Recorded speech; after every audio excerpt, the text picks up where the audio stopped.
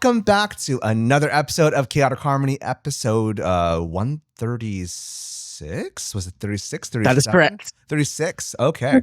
Hello. And happy New Year's. Happy 2026 to all our listeners. I hope it's been restful whenever or wherever you're listening to this. I'm your host today, Jonathan Seligman, and I am joined today by the classy nerd himself, Genesis Santos. Hello, Genesis. Howdy. Happy New Year, my dude. And Happy New Year. Also, we are joined today by the team and captain of the winner of the 2026 Winter Wrap-Up Game Show, Jasmine Mah. Happy New Year, Jasmine. Happy New Year. What's up? Hey. So how was your holiday break, by the way? I'll start with Jasmine. I'll start with you, Jasmine. Yeah. It was pretty good. Like, honestly, I would say it was the most relaxing break. Mm-hmm. Like, last year I was traveling a lot. So then this year it was very much like a lot of game nights with friends or hanging out with people where I was like, it wasn't too much. And I still had time to just kind of sit and rot in bed for a minute. Nice. Were you the team captains of those as well? Obviously. And Genesis, how about you? How was your break? Oh, man, my break this year, it was back to chaos. Last year, we had to stay in Sacramento because Jam had to stay for work and stuff like the very next day after Christmas and all of that. So we weren't able to. This year, it was kind of like return back to form, splitting, Christmas Eve between our two families and then like resting the next day and then traveling to a different part, traveling over here, traveling over there. And then we come back to Sacramento. And then we really only had 3 days of rest, to be honest. But it's a lot of fun. Jam and I really thrive in the chaos kind of stuff and, have fun. And, it forced us to be more in the moment with our people. And so that was a lot of fun for us and very meaningful too, because we missed out on a lot of family stuff last year, and I got to see my nephews and nieces who are now oh man, I skipped a year, and you were this size, and now you're and you're talking. Oh, okay. As you shared that, I'm just curious because both of you are married. Mm-hmm. Yes, I am getting married, and I'm just it's not until this year that I've had to wrestle with the whole how do you balance seasonal stuff. Do you I guess because this year Christy and I kind of went in different ways, but we know that we are going to be trying to establish our own patterns. I'm curious for y'all, how do you balance being I don't know, keeping to the traditions of your family plus also doing your own thing plus also how do you do that? I can go first on this. Go for it. Since Jam and I have been together for so long, when we first started out, after our first wedding, after our first wedding, ask me all about it later. Sure. For listeners, we sat down and we're like, hey, during this time in our season, we both have traditions that we respect and we want. So what are the things that is non-negotiable? What are the things that are negotiable? And then how can we find a happy compromise? For all relationships, it is no secret. It's about clear and honest communication and being vulnerable and sharing those things and finding those things that work. So with Jam and I, we decided during this particular holiday season, we would spend we would start at one side and then end the night with the other side, and then we alternate that every year kind of thing. And then if there's any trips or things, we also consider okay, whose family did we spend with on Thanksgiving, and who do we need to make sure that we spend more time as much as equitably as we could or can. So it's a lot of negotiation, but also sticking to things that have we've talked about. Okay. But this is not relationship harmony. This is chaotic harmony. The show where we're talking about the joys, struggles, and all things adjacent to elementary music. Though if you do have ideas, do let me know. Not on chaotic harmony, just send me a DM on Mr. Seligman. Love to hear your thoughts because I'm still processing it. Anywho, a bit of housekeeping. Our last episode was a two-parter. we'll be reflecting on 2025, what we learned, Mm. as well as a bit of fun with game show where Jasmine and I destroyed the competition, just You know, obliterated. you're taking advantage of the fact that no one from the other side is here. Exactly. I just want to point it out. So we even won on the attendance scale here is Exactly. what I'm hearing. I am neutral in this fight. Well, what I'm hearing is the post game, we're even crushing it now. So like Jamie, Mark, Chicken Sasha, nuggets for the win. they had no clue what was happening. Get in the comments. Next week, though, we are finally talking about it. We have talked about it for many moons, and now it's time. So we're going to be talking about AI. What is it like? Is your district using it? What are your thoughts on AI in music education? And what is it like? What are your thoughts about it for our kids as a whole? Cool. With all that, our main event, it is 2026. Is there something that's really speaking to you that you're really excited for, whether it's a project, whether it's a lesson idea, or whether it's a whole performance? Yeah. The big thing for me this year, I set intention at the beginning of the school year was making sure my choir, was a little bit more challenging for my sixth graders. So, and in turn, it's going to be more challenging for my fourth graders that are a part of it because I do a 4 through 6 choir group. And it's these kids have just been super gung-ho. That makes me excited about pushing them harder and doing things. Like I've had like more free reign and trust with those kiddos, and I'm super happy and excited to see what comes after. Again, challenging my kids. I think finding ways to like stretch them out in the kindest way possible. The kindest way Because possible. yes, in the kindest way possible. It's like giving them the good stress. Like Yeah. sometimes people see stress as a bad thing, but it's like give them that good stress so they can stretch a little bit. Like I have this, I think I've shared this a couple of times already, but again, I have this poster in my classroom that says mistakes are proof that you are trying. And I'm always finding ways for my students to experience that. I want my student, like, it sounds counterintuitive, but I want my kids to experience failure. Yeah. Because if the only thing we experience is success, then when we do inevitably experience that failure, what are we going to do? Like, how are we going to respond to it? Like, it's real. We can respond. We need to know how to respond to these things as just being a basic human being in life of like, you're going to experience a failure of some sort or a challenging moment of some sort. And so how do we come and get above it?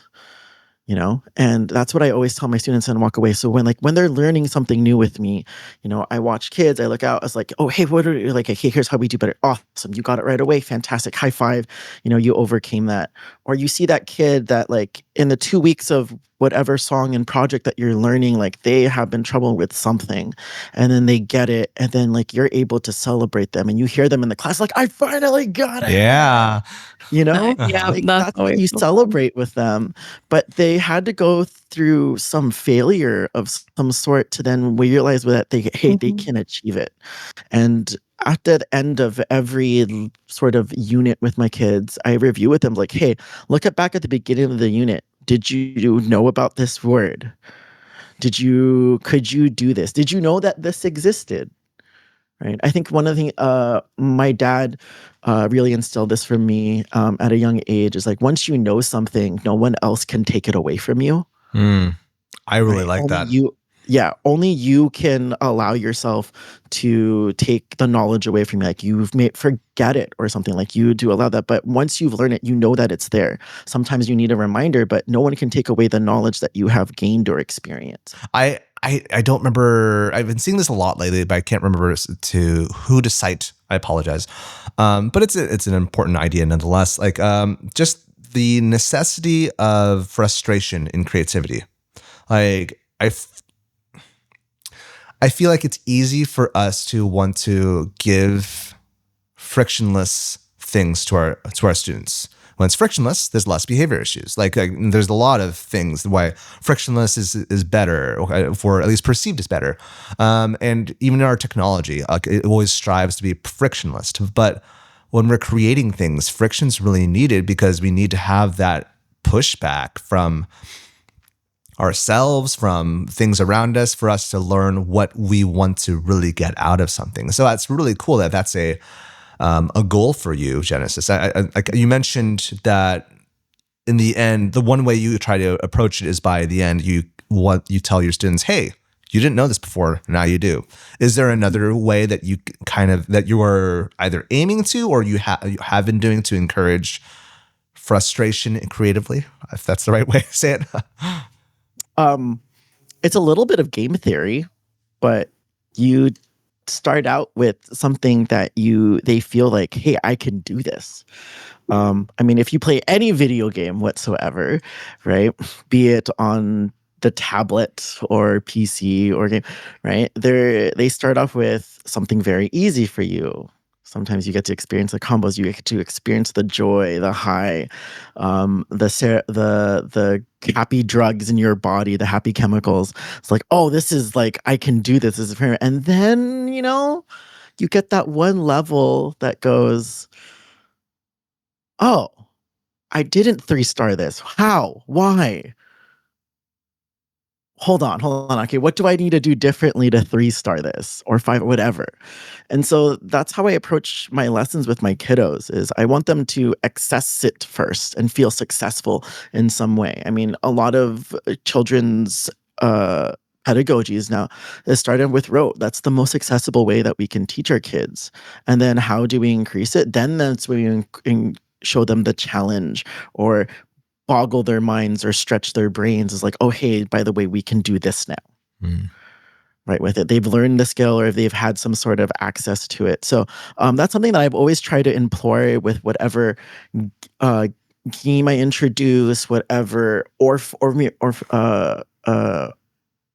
is it called? Orchestration that I have, or whatever like concept game or listening activity with my kids.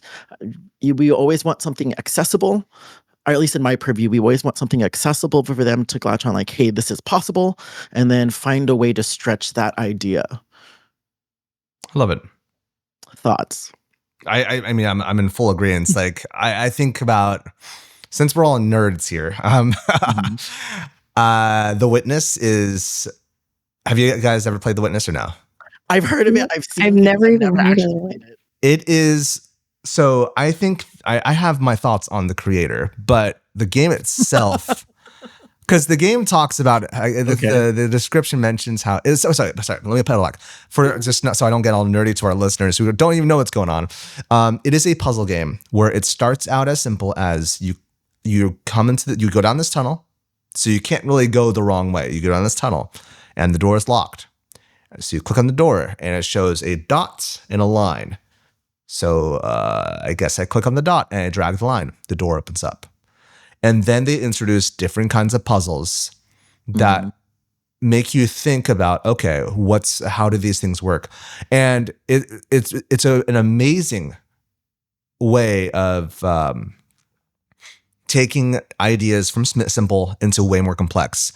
And some of the things, I think that there are issues with accessibility. Like there's one where you go into an area and you're supposed to understand negative light theory, which if you don't understand it, you could still interact with it through the environment. Like if you look through a window that's pink and you see that the flowers that were yellow inside are a different color, and then you have to apply your knowledge to open doors. It's really cool. Whoa. It is, and then the thing is at the very end, and I think I'm not at this level as far as lesson planning goes, but I understand the concepts of small to big, but at the very end, it throws it.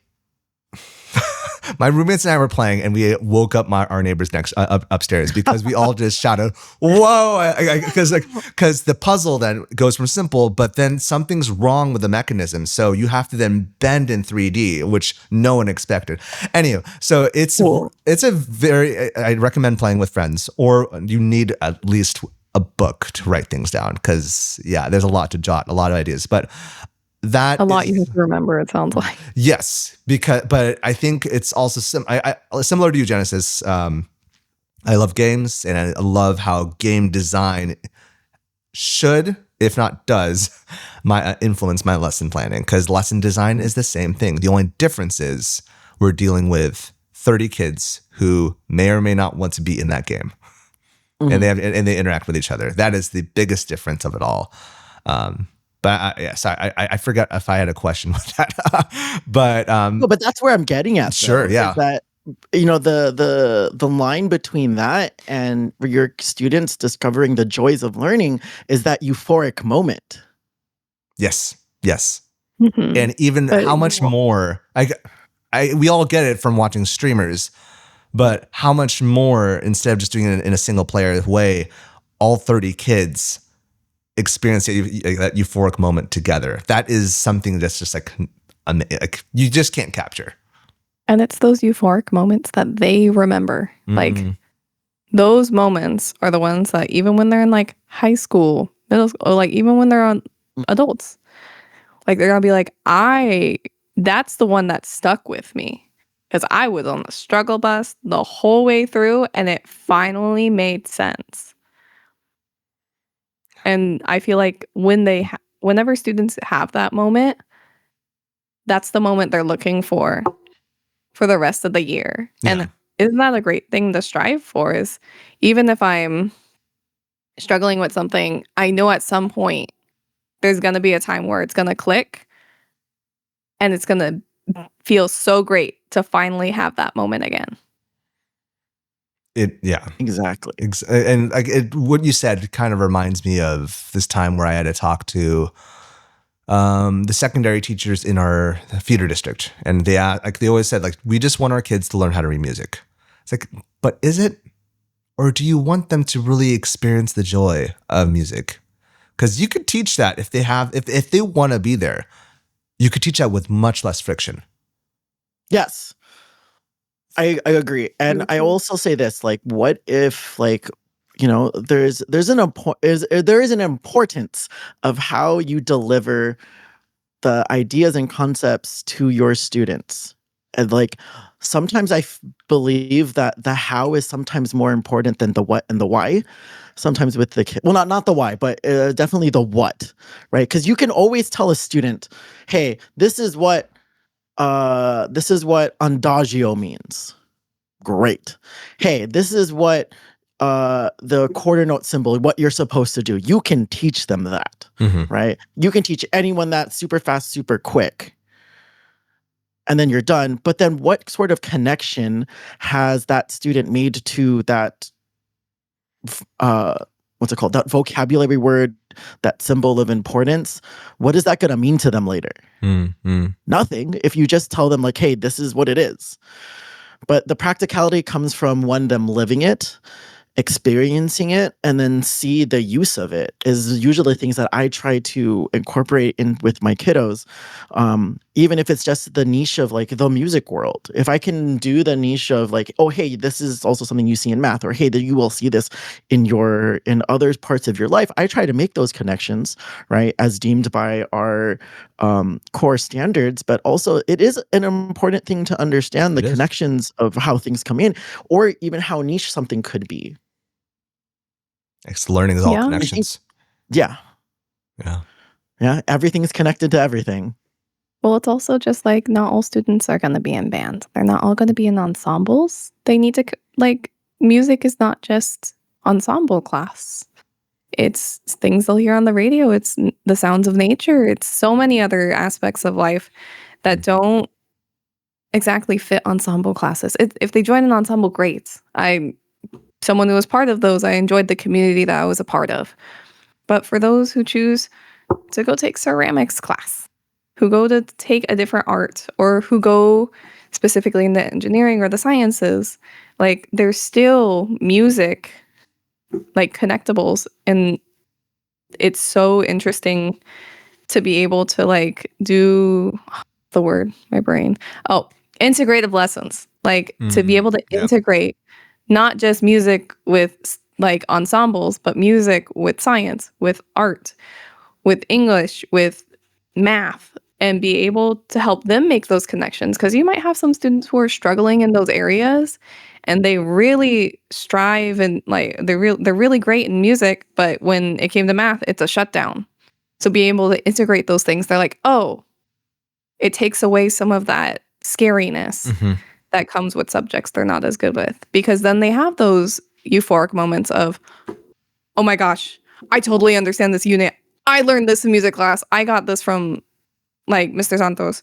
Like it's all connecting where rather than just, okay, let's learn those chord notes, everyone. Gotta learn them chord notes. But no, you're right. And also, or like it's also with students who struggle with music, but then showcasing how it relates to the topic that they love. It's like, yeah, it's all connections. Everything is connections. I hear, there is much more to chat about that, Genesis. But I do want to get to Jasmine. Is there, Jasmine, is there a lesson, a performance, or a unit that you're looking forward to working on this? For me right now, I've been doing a lot of arts integration, like music and art has been my big one because we don't have an art teacher at my school. So I've been doing a lot of like, we're learning songs and incorporating art projects with them. So we've been doing a lot of movement. Symmetrical movement is what we've been learning. And like, what is symmetry? And so now I'm really, really excited because I always do this one before CASP testing, because CASP testing, then we can go more into the symmetrical movements, but in like learning how to mirror each other and that collaborative work in the spring. But I have them go outside and like find lots of things in nature. And I've shown them, I forgot the artist's name, if it's like on the tip of my tongue, but they would always make like art within nature because then after a while it goes away. So I have a huge, I'm right next to the parking lot, but there's this huge lawn right outside and all these fallen leaves. So I send them outside and I have them make symmetrical artwork in there. And then I take a picture every day of how it looks. And I show them like the progression of how it's going. And sometimes I might send them out with a new prompt or a new like set of things to set it up with. But it's really fun for them to use rather than specifically like the art supplies in my room, to just go out and like look at nature. Or I have some students, it was so cute. I had a little first grader come up to me with like a slice of an orange and be like, it's symmetrical, Mrs. Mah. Look at this. And I was like, they made up that connection on their own. Like, and symmetry comes in math. It comes in science. It's very important in the arts. But for me to be the person to like give them that concept and like now they're looking at these things and being like, I saw this and I think it was symmetrical, but I couldn't take a picture. It looked kind of like this. But I think it wasn't because there was one spot on one side that looked like this. But it was close. But for them to come up to me and have those conversations, like I wasn't expecting so much, but it's being able to, I don't know, for me, like, I think my big goal this year was to integrate a lot more with music class. Because I know my focus was, and I did have a thought process at some point where, yes, the goal is to recruit them for ensembles, but there's so much more to it than that. And I've been trying to shift or like think about it from that more into more on the integration side, broader perspective with different subjects. Yeah, like that shift of paradigm also for me applies to like why a lot of people feel like the importance of school is for getting to the job force, and it's more than that. Similar to like, you know, learning about music education is more than just about getting to the job force of ensembles. Like, when I talk to students, I've shared this before on the podcast, but I remember talking to a student and she says, well, you know, Mr. Seligman, I'm not going to become a musician, so I don't get why I need to know this. But like, I love how, Jasmine, you're mentioning, like, you're trying to bring in things outside that they can connect with. Like, yeah, like, do they need to know as an engineer? Well, I guess it does help an engineer. As a English professor that that the orange peel is symmetrical to oneself? Not directly, but it helps to be a better person. And in turn, that helps you to sure be better at the job force if you want that to be a focus. But like, no, I love that you're looking for ways to not just make it into a box of what is music education, but as a human. Well, for me, it was like the reason I started doing the symmetry. Well, I learned this lesson from one of the sessions by Sofia Lopez Ibor. And it was so fun when we were doing radical symmetry. But I noticed how it really built my students' levels of collaboration with each other. Because a lot of my students is very much like, this is my vision. This is how it's going to go. But when you add someone else to the mix, they have to learn to compromise. Because we're combining both our visions. And especially for younger grades, like I have first graders working on this assignment, for them to look at it and be like, but I wanted the blue square here, or I wanted this leaf here. And what are they willing to compromise on? And have those like conversations. Or even like I've given them the challenge where someone will put something down and the other person can't say anything. They just have to watch it happen. And then learn to adjust. Okay, now you're going to put something down. You can't move what person one put down. But. Dude, even sixth And it graders. happens. But then it's those conversations of, oh, we'll see what happens next. And then when they have the turn to go first and they can't say anything, and you could see some of them are like, it's not symmetrical. It doesn't look like it's supposed to look. But the reason I give them like an even amount of pieces on both sides is they can make it work. It is totally possible to make it work. And even put a little bit of their own flair into it. But it's so cool to see because even now, like, I feel like it makes a difference post when they start doing collaborative projects with each other. Because sometimes, yeah, you work great with your best friend, but if you're not with your best friend, how are you going to work on that? That was my main focus, I think, this year is just more integration and more connecting to like nature and the outdoors. Because I feel like, especially my students, they don't go outdoors as often. I hear more talk of playing Fortnite and other things. That Roblox, we go outside, Girl Garden. It's very much like a wow factor. Like the amount of students I've had who are like, I don't even know what a kite is. I've read it in a book, but I've never seen a kite in real life. So we can make kites. We could try them out outside, see if they're working. Let's come up with a hypothesis. Are there songs about kites that we might know? I know there's some in the books that we've been reading. Experiential learning.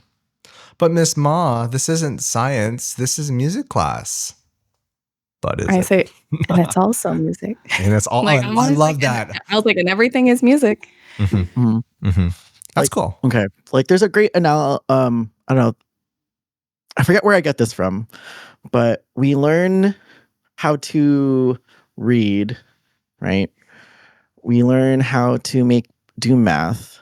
And what's a beautiful example of math and numbers coming together? I mean, math and words coming together? Haikus. It's true. Yep. And the art of making it pretty comes from the choice of what 5 words are you going to start with for your image? What are the 7 words that are going to expand that idea? And then how are you going to round it out with your last 5 words? There's the sense of creativity there. I've always been the same graders project in the summer, or not summer, but late spring, because they always have a poetry unit in our 5th grade. So we do end up doing haikus. I had one student last year who was like on the xylophones was like, "Can I make a haiku here?" Oh, and it was 5 notes, not? 7 notes, 5 notes. That's dope. How'd it go? I thought it was really like a really fun project that I might try again this year when they start getting into those units. But I know I always get into like also artworks to write their haikus because often haikus are about nature. So they make their landscape and they write their haikus right there and sign their name. And that is like their open house display. I project. feel like I need to be more liberal with haikus because my grandmother was the president of a haiku club. And so like there was, yeah. And so it's like when I see people who teach like haiku is 575, it's like, yeah, but it's also, but for the kids, it doesn't need to be the also. Like there is a lot more depth to it. Even when I went to a poetry class, I was really disappointed at my university who just mentioned it's just 575. But no, there's a lot more layers to it. Like you should be learning more about the layers at a university level. But for the elementary school level, yeah, maybe because it's a really accessible way to teach numbers and art together. You're right. And then form. Right? Yeah. Then you start learning things to have form. Like there's a form in math. It's called an equation. There's a form in English. It's called a poetry. It could be a haiku. It could be a limerick. There's forms in music. There's forms in PE. Mm-hmm. But I think it's big that I agree, John, that there's much more to haikus and there's much more to a lot of these subjects. Mm-hmm. But as elementary, we're building the foundations. You're right. We're building the foundations, the base. Like that when they start, it's not just like I've never heard of this. Mm-hmm. I have no idea what this could be. It's have an idea. Do I know I don't know all of it, but I can expand. I can stretch a little bit farther to get that next idea when I'm in middle school. Or I can stretch a little bit farther when I'm in university classes and be like, I did do haikus. I didn't know that it went to all of this. And I think that's when that's where, yes, it would be like having them read music and be ready for band and choir and all that is great. But wouldn't you want those students who are like, we've done this. I didn't really know it was called that, but I'm willing to try it. Maybe this is my learning experience right here. What about you, Jonathan? Yeah. One project I have been focusing on is an identity piece. And I was inspired by a family friend, or will be a family friend. Yeah, you get it. And his name is Kip Fulbeck. And he did this piece, which was featured in the Japanese American National Museum and also other places. You might have seen it on Instagram. It's like he takes a picture of a person, and the focus is on who are you. And like for him, he is half Asian, half something else. And a lot of these other people are actually, I think all of them are half Asian, half something else. And what is a defining element of you? And people can write whatever they want. They can write about how their race does affect them. They could write about how they're musicians. They could write about or there's this 3-year-old that grabbed a pen and just like scribbled, and that was their identity piece. And the cool thing was that like what he did this again 10 years later, the same people, and took the same picture against the same blank wall, and just shoulder up, and then they wrote what their reflection is at those 10 years later. And I was inspired. Like it's first off, like my 6th graders, they're gonna be the last 6 months as a comet. I mean, they're always gonna be a comet, but like comet's our mascot, by the way. But they're like, what do they want to be? What do they want to leave as a legacy to this school? And so the idea is they write a poem. And that's where that area I struggle the most, because poetry is not my strong suit at all. But I give a broad form where they could write something about themselves, and then they're going to then put on BandLab and then do an ABA form essentially. So they can either sample something that's outside, or they can download a track of music, or they can use one of the pre-made samples on BandLab, have that be the instrumental section. And then they're going to speak into the microphone their poem, and then end off with the instrumental section. And then also looking at the mood, does the music reflect the music, reflect the words? Do they match? And how do you make sure they do match? Talking about mood and such and such. And this is my first year doing it. And I'm expecting there to be a lot of hiccups, but we'll have to process over the summer how it works out. But my biggest concern is that since this is 6th grade, quarter 4, we typically get ready for their promotion piece. And I don't know if 1 quarter is enough for us to process all of this. So we'll see. But that's kind of That's the project exciting. I'm looking for. Yeah. And can that final project, like, could you get snippets of each of their final projects and make that their promotion piece?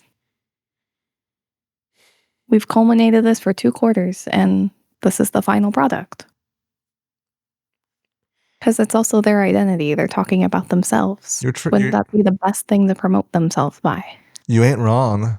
Maybe they can collectively make an A section and then have the samples intermixed. Go off during the B section as they walk down. Huh. Like, even just like when you're saying their names, like if they were, for example, like if they're talking about their identity, like I am blank, blah, blah, blah. I am. A snippet of their voice. And then they go. Interesting. Oh, I'm feeling a little chills right now. We had a big, when I was at University of the Pacific, that was the big movements that they had there, where they would get every student who was willing, they'd take a picture of them. It was I am, and you'd pick a word to describe yourself. And then on the walls of the school, it was like all the students who participated and their word just right next to them. And however they chose to take a picture, like, and some people like dressed up, some people did like elaborate poses, some people were dancing, some people brought like sports equipment, and some people just took a nice candid photo. I like that, actually. So because this whole thing that they've written out is so far they've written out their words. Maybe I can then, all right, you've written out your poem. How can you now compress it into a word? Who are you? Yeah. And right. that's how that was something that's been on my mind. And when you mentioned that, I was like, ooh, maybe I should do that for my 5th graders before they go. That'd be cool. But it's definitely, it was very cool to see, because it was just like on the walls, like all these wonderful traits to describe a person. Because then they're like, here at Pacific, we are all of this. Gears. By the way, do check out Kip's stuff, because unfortunately there have been a lot of people who have stolen the idea without giving him credit. And you'll see when you see his works, like, oh, I've seen someone do this before. But yeah, check out Kip Fulbeck. It's definitely worth it. And maybe it might inspire you to do something. Who knows? Question for the both of you. Yeah. How often do you take on a new project? Too many times. That was actually my professionally, professionally speaking. No. I still lean into that. One of my my second principal I had, he said, Jonathan, you spin too many plates, and like you want to make sure that the kids are like, I love it. He says, I love it. There's a lot of great ideas you're trying to give your students. Now it's time to dig deeper. You've been digging wide. Now dig deeper and have them focus on one task, which is like, it's frustrating because I only had these kids for, 40 minutes a week, 7 years, which 7 years is big, but also not that big if you think about the grand scheme of music. Also isn't a lot either. Yeah, it's not. So, and then 40 minutes is just how long they're in my classroom, not exactly talking about classroom management, et cetera, et cetera. So like, I want to make sure that students who don't resonate with ukuleles have something else they can resonate with, or those don't resonate with singing have something else. But yeah, so that's why I do like hitting up different ideas. Like even I've mentioned this on the podcast, but I thought of recently having an after-school project with my students, doing a podcast on listening to music and responding to it. But like, there's not enough time for myself also. So yeah. So short answer, a lot. Yeah. I feel like my brain chaotic into visuals. Yeah. I'm like, I have so many projects in my head that I'm like, that would be so cool to try. This would be so cool to try. This would be so cool to try. But then I'm like, how much time do I have to do this? So then like, I think I still feel like I'm a newer teacher and I'm still like experimenting everything, where I'm like, let's give this one a trial go. Let's just see how it goes and let's see what happens. And sometimes I'll give it like a couple weeks and sometimes it crashes and burns. I'm like, yep, let's think on that one a little bit more. But some of them, like this whole symmetry project that I've been working on and moving it into movement and stuff like that, like that was a trial, and now it's still going on post winter break. And this is becoming a more solidified unit where I'm like, okay, this is something I can keep doing. And there's still edits and stuff I have to make, but I guess like a lot of the ideas and projects I have in my mind with my students are in like trial periods, and then we're gonna just see how far we can take it. I tried to do one like new lesson per grade level every year, and I try to make it I make it original as possible. And I try to find inspiration from everywhere to help me to get to that. Like, you know, teaching quarter, like, you know, I allow myself a year to like go back and redo a lesson, even though I've done it before, like do it again. What can I learn in depth the next year with these new set of kiddos? But then also, okay, I've taught this lesson to, let's say, I've taught rhythm to students, you know, using the rhythm grid. We've talked about, you know, doing body percussion, and we've done, you know, different ways we can access it through movement. How would you show me, you know, like, you know, double eighth notes in a movement pattern that you guys are going to be using for me? And last year I decided to do, hey, let's make it a story. And let's make a story about this being a game. And let's learn how to play this game with the kids. And it was just a new way to show them a rhythm pattern. I was like, okay, what can you all come with? And now when you were composing with the names and the people. And now this year, my third graders that learned that this year, when I threw up rhythm symbols, like, oh, it's this character again. It's so great. I loved that like connection from last year. Like, okay, so it's like in my story, quarter notes, they were named Anne. Okay. Anne. Their best friend was named Peter, and he was representative of double eighth notes. And we had Kevin, who was very shy, so in the game you don't say his name. And they had a blast composing with that last year. And then this year they go, oh, it's Anne and Peter. I was like, oh, do you guys remember these? It's like, yeah. I was like, okay, what do we do? I was like, here's the game. We played this game. Oh my goodness. That's cool. Even think about it when they're in, like, if they go into ensembles like band. Yeah. Like, imagine saying, like, that's the memory they have of these things, like the stories that would come with music that they play. Anne and Peter on this adventure playing, like, if they're playing Bayou Breakdown and they're like, okay, Anne and Peter in the Bayou. What's going on here? And that visual, like, the visual aspect in their brains as that's going on, like, that's so great for them creatively of like thinking of these stories alongside even more complex music when they start going into that as well. Yeah. Good old Anne. Yes, good old Anne, Peter. You know, I wasn't trying to do Johnny because Johnny gets enough recognition. Johnny's got a lot. Too much negative recognition also. Just That's saying. true. I am, you know, done with Johnny. Johnny, no. I always use Jason. Jason's my example. Come on, Jason. That's why when I always give like student examples, I always like say a random name out loud. See, I started using the names of my students, but then I realized that they were keeping count. I didn't realize it. So I was like, oh, he's so and then they're like, Mrs. Mah, how come Jorge got 4 times mentioned for this for this unit when I only got mentioned twice? And I was like, why? Whoa. Why did you get I them wasn't there? even thinking about that. Yeah, they're always keeping track. When you think they aren't, they are. Ain't that fact? Ain't that fact? Well, all y'all, I'm really curious to see at the end of the school year how all these projects turned out. But I'm curious also to our listeners, if there is a project that you are in love with or are really looking forward to teaching your kids, let us know. Because I mean, at least for me, I'm pretty sure Jasmine and Genesis, we're all curious to hear it. Yes. But thanks for being a part of this, y'all. We will be back, though, listeners, just like always, after the break.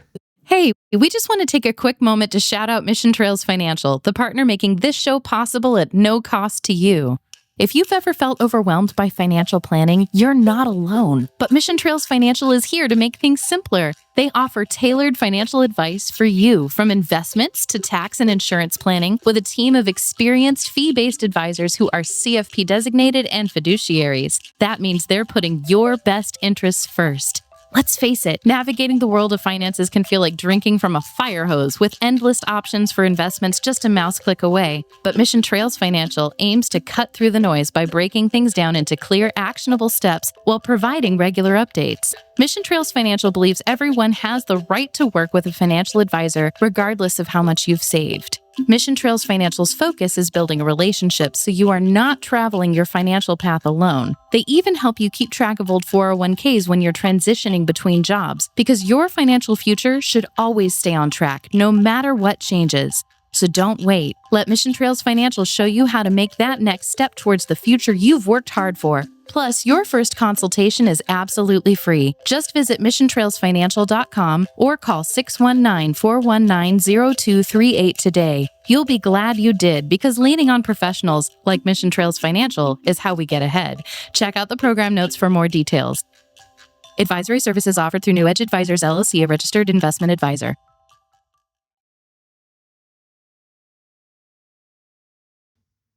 And we're back, but before we continue, you all know what's up. A hard left turn. You guys just jamming back there?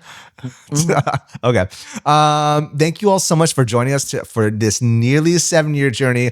Whether you joined us from the beginning or are new today, thank you so much. It means a lot to have you here. But before, and if you want us this journey, not before, but if you want this journey to continue, please support the things you love. We have a Patreon, patreon.com/chclassroom, where you can get special merch, also principles and other sweet things for the class. The Patreon is revamped. January's principles are out already, and our newsletter should be out by the time this episode releases. And if subscriptions are kind of weird for you, I get it. As teachers have a lot of stuff to take care of. But if you love our work and you just want to do a one-time donation, you can donate to us through buymeacoffee.com/chaotic harmony. If you donate there, you can just do a shout out or a request for a spiccato, which is coming up soon. But if you don't have a coin to toss it away, that's okay. There are free ways to support us. Leave us a review on Spotify, Apple Podcasts, whatever have you. And you know the drill. 5 stars. If you can do 6, that'd be great. Maybe more. But alas, it's just 5. And to add, if you want to do a written review on the podcast, we will read it. That's only on Apple, by the way. Follow us on YouTube and the socials. Leave this episode a like. Write a nice comment. Don't be one of those jerks. Be a nice one. And all these small things ensure that the mics and lights stay on. But I know that's a spiel, but please do. It does help. It does help. All right. Today we're going to be doing, once again, our reverse spiegato. If you are new to the show, this is where we are going to do the backwards version of what we usually do, where we're going to roll this wheel, and whatever it lands on, we have to use a household item to teach that given thing. It is beat, mirroring, composition, ABA form, dynamics, and reading notation. Let's go see what happens.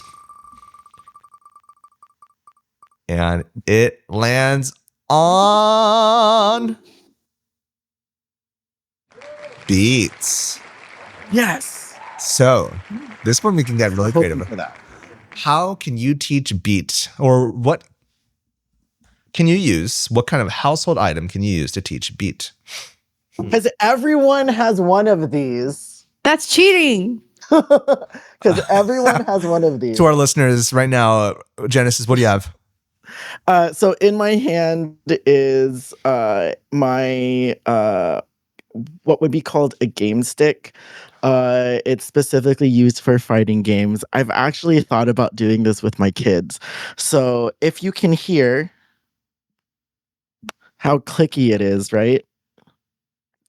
Barely. Or can I get closer? Can you guys hear it? Not really. Oh man. Usually the compression on I know the compressions are really hard. Anything clicky. I think was good, but that's the one that I have. I think like a keyboard would be really cool, like a computer keyboard. And I think what would have been really fun with your students for like a movement thing is have that used as like as someone pretending to typing, but they're doing it like steadily. So they're doing like, and have your kids match to that, right? And they're able to do that, or they can do and finding and feeling that. Okay. And a student, Okay. that's sort of like they're being the conductor sort of thing. I'm trying to find more activities to do that with my kiddos. So that's something that comes up into mind. I'm trying to spice it up, not just using, the typical clap to the beat and like follow it, or, use your rhythm sticks to follow it. What's something that they've seen on a daily basis that they could use? So keyboards, if it's a clicky enough game controller, I think that would be fun. So it looks like a video game. And then eventually like you can have smaller groups, and then the characters can be things of a video game, and they're supposed to act out while the kid is like playing the clicky buttons, and so they're like acting out a video game scene. I like how you're trying to utilize things that they use on a relatively common basis. Yes. Though, unfortunately, gamepad, I don't know about that. But I'm sure that like there are rhythm games where you can have them like play against each other. If I could bring DDR into the classroom, I would. Oh, DDR. Why can't you? Because I don't know how to connect it to my TV. Is it wait. What kind of TV you got? And I don't know also like I have a smart board. And like all at the same time, is my computer powerful enough to like have that going on in my classroom? We can make something work. Jasmine, how about you? Beat. I have a cute little pop socket that looks like an octopus. Aww. But like each of its little like tentacles is like a little pop. So I could like pop. Or if it's down, it's a rest. Oh, so it's more rhythm, but it's still cool. More rhythm based. Or even just thinking of like steady beat. Would they be able to just okay. Pop, pop, pop, pop, pop, pop. Okay. I can see a circle thing. Because I was thinking that, or I have like, I use this for like when you have a hot pan and you just put it on. Yeah. Can you describe to our audio listeners how would you describe that? It's a pan coaster. But like it's also pan coaster. Like a little coaster, and it has like a flower shape. It's symmetrical. But even them following it with their fingers to the sound, like to the beat. Okay. And you follow it here, you follow it here, you can follow it on this area. Cool. I like that. Noise knows. So this one I have is kind of messy. It can get really messy. It's a water bottle. There we go. It's in shot now but it's a water bottle with, our lovely Chaotic Harmony sticker. But my thought is, what if you had, my brother and I, we used to like do chores. We called it robots, where we like pretend we were robots and like we grab all the stuffed animals, like toss it to each other, like on the beat essentially. And so, those games where you have to pour the water down and it has to, fill up. But what if you had to do it to the beat? So someone is playing a big drum this is outside. Dr. Adams, if you're listening to this, if we're doing this outside, and pouring water into another person's cup, on the beat, and then it has to enter the container. They have to fill up to a certain level without losing water, et cetera, et cetera, et cetera. That's a game that came to mind. Ooh. I don't know how you could up the one ante. where they do it backwards, like they're like. Imagine doing that to the beat. Oh man, like, I mean that would work as robots. I mean, you'd have to work as robots for that. But yeah. What are your thoughts, listeners? What would you use as a beat? I mean, it's so simple that it gets complicated. Like what we could use. That's true.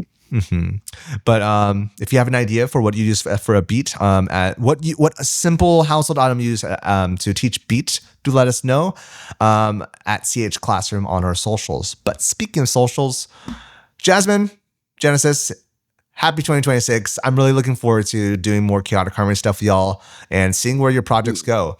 Same here. Is there a place where they can reach you if they want to see some cool ideas or ask you about some cool ideas? Jasmine, we'll start with you. My Insta, Jasmine Rice Flour. Rice like the food, flour like the food. And Yeah. Genesis, how about you? You can find me on Instagram at Mr. Santos Music Teacher, or you can collaborate with me directly at mr.santosmusicteacher@gmail.com. I do check that every once in a while, so if you do email me, I do respond back as soon as I possibly can. Awesome. And you can find me at Mr. Seligman, MrSeligman on Instagram, TikTok, Threads, Blue Sky, the deal. And you can find us at the similar platforms at CH Classroom. If you want to email us directly, you can email us at chaoticharmonyclassroom@gmail.com. Looking forward to the rest of this year. Looking forward to doing some great stuff with our kids. But until next time, bye. Bye.